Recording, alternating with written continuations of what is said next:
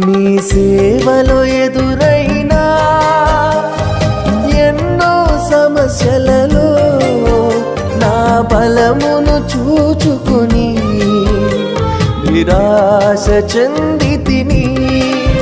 నీ సేవలో ఎదురైనా ఎన్నో సమస్యలలో నా బలమును చూచుకొని నిరాశ చెందితిని. భారమైన ఈ సేవను ఇక చేయలేనని అనుకొనగా భారమైన ఈ సేవ